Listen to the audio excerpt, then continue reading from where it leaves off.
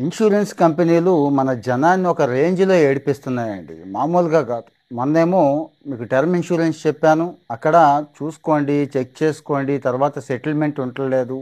Settlement ratio ఏది బావుంటే అది మాత్రమే తీసుకోండి అని చెప్పాను. ఇప్పుడు హెల్త్ ఇన్సూరెన్స్ అండి.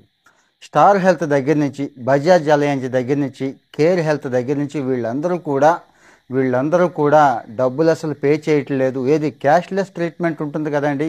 మనమేమో ఈ ఇన్సూరెన్స్ కంపెనీల దగ్గర పాలిసీలు తీసుకుంటాం. హెల్త్ పాలిసీలండి. హాస్పిటల్‌కెళ్ళి ఒక్క రూపాయి కూడా ఇవ్వకుండా చేయించేసుకోవచ్చు అనుకుంటాం కదా!